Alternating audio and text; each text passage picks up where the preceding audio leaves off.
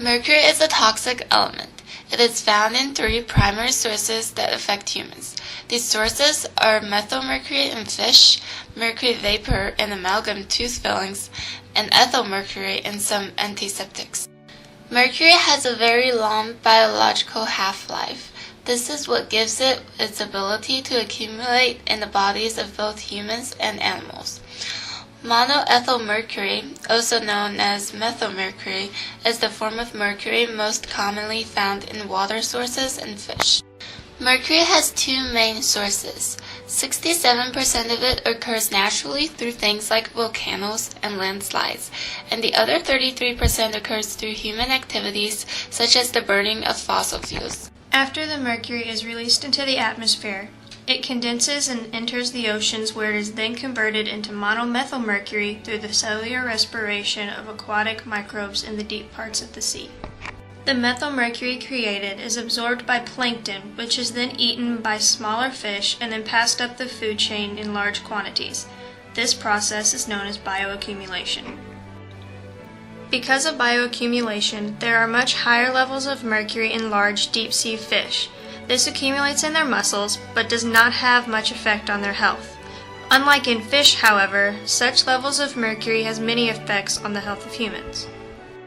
Methylmercury is one of the most toxic forms of mercury because once in the body, it can bind to tissue proteins, DNA, and RNA by entering into cells. Most of it is then broken down and excreted from the cells, but 10% of the mercury that goes through this process still remains and then continues to go through the cycle in the circulatory system again. After the mercury enters the circulatory system, it then accumulates in the brain and kidneys as it oxidizes into divalent mercury. When the accumulated levels of mercury in the human body get to be too high, mercury poisoning can occur. The severity of mercury poisoning depends on the amount of mercury you're exposed to, the time of exposure, the form of the mercury, and the age of the subject. Different chemical forms of mercury target different organs throughout the entire body, but the most severe effects occur on the central nervous system when it accumulates in the brain. Symptoms of mercury poisoning can vary greatly depending on what organ is affected.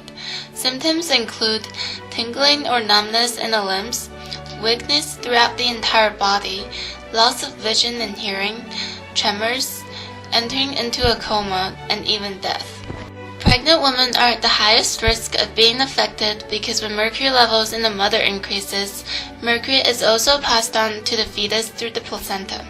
This could cause multiple negative effects to occur in the development of the fetus's nervous system, which could then cause developmental delays such as in walking and talking.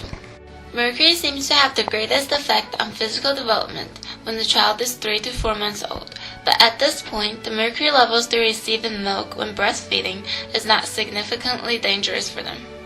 Typically, the amount of mercury in fish accumulated through bioaccumulation does not cause the most severe symptoms associated with mercury poisoning, but caution should still be taken when consuming significant amounts of fish.